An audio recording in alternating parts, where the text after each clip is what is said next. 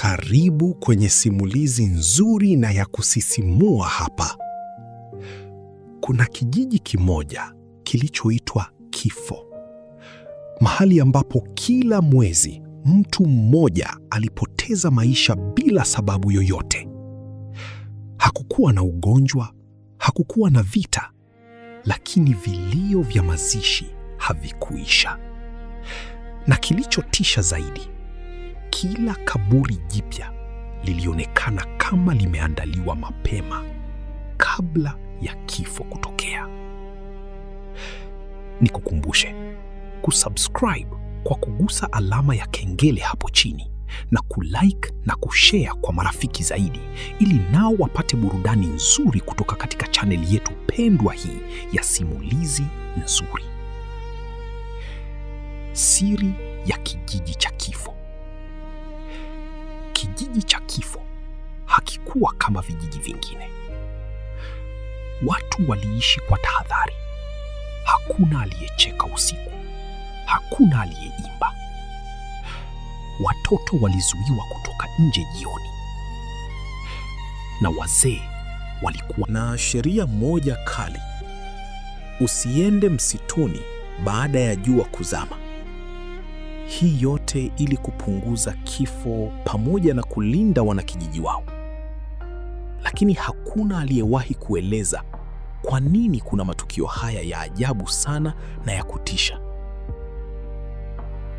Katika kijiji hicho aliishi kijana aitwaye Laana, maskini mwenye ndoto kubwa, lakini moyo wake ulijaa tamaa ya haraka. Kila siku aliona wenzake wakiteseka. Alimuona mama yake akilia kwa njaa. Na hapo ndipo alipoamua na kusema kwa sauti kubwa, sitaki kuishi maisha haya tena, hata kama nitafanya kitu cha hatari. Usiku mmoja, jioni, upepo ulivuma kwa sauti ya ajabu. Ukimuita Laana, alisikia sauti ikimuita, Laana, njoo. Alishtuka. Hakukuwa na mtu. Lakini sauti ilirudia tena, safari hii kutoka msituni. Bila kufikiria sana, akaanza kufuata mwanga wa ajabu uliokuwa ukimulika katikati ya giza. Alitembea, akatembea, hadi akafika mahali ambapo hata wazee hawakuwahi kufika. Mbele yake kulikuwa na kaburi kubwa la zamani, na juu yake jeneza lililofungwa kwa minyororo mizito. Lakini cha ajabu, jeneza lilikuwa linatoa mwanga mdogo wa kijani. Sauti ile ilisema, fungua na maisha yako yatabadilika milele.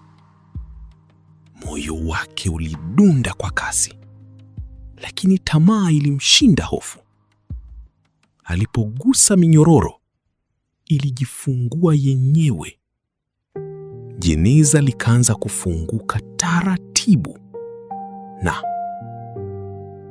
ndani ya jeneza hakukuwa na maiti. Kulikuwa na nyoka mkubwa sana, mrefu kama mti, macho yake yakiwaka kama moto. Kijana Laana alitaka kukimbia, lakini miguu yake iliganda. Nyoka akafungua mdomo wake na kusema kwa sauti nzito, nimekusubiri wewe Laana. Laana akatetemeka. Unataka nini? Nyoka akacheka polepole.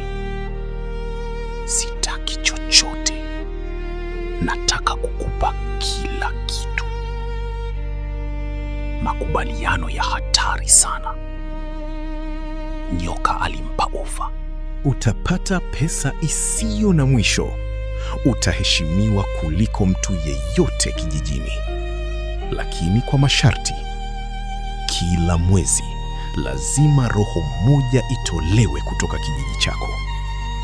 Kijana Laana alikaa kimya, lakini alikumbuka mateso yake, mama yake, njaa.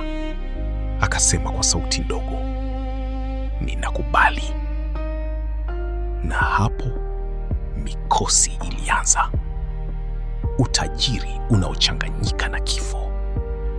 Ndani ya siku chache, kijana Laana akawa tajiri. Alijenga nyumba kubwa, alivaa nguo za gharama, watu wakaanza kumheshimu. Lakini mwezi ulipopita, mtu mmoja kijijini alikufa ghafla. Hakuna aliyejua kwa nini.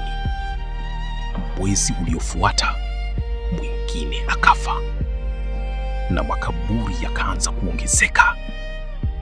Hofu ikaanza kuongezeka kijijini.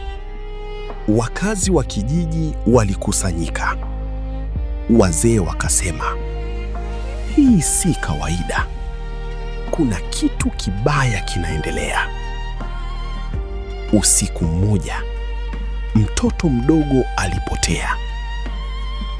Na siku iliyofuata, alikutwa kaburini. Kijana Laana alianza kuingiwa na hofu. Alianza kusikia sauti usiku zikiita, Deni! Deni! Deni! Hakukuwa na usingizi tena. Hakukuwa na amani. Siku moja, mganga wa kijiji alifanya tambiko, na ukweli ukaonekana. Chanzo cha mikosi alikuwa kijana Laana. Wananchi wakamzingira usiku, wakiwa na moto mikononi. Wakasema, tuambie ukweli. Kijana Laana alilia sana, akaamua kukiri kila kitu. Adhabu ya mwisho. Huyu kijana Laana alikimbilia msituni, lakini ilikuwa imechelewa. Ardhi ilipasuka, jeneza lilifunguka tena, na nyoka akatokea kwa hasira kali, akisema, ulivunja sheria, sasa utalipa mwenyewe. Usiku ule, vilio vilisikika msituni, kisha ukimya. Asubuhi ilipofika, kijana Laana hakuonekana tena. Utajiri wake ulitoweka na vifo vikakoma. Kijiji kilikaa kimya, kikijifunza somo moja: tamaa ya haraka inaweza kuangamiza maisha ya wengi. Utajiri wa giza huja na gharama kubwa kuliko unavyofikiria.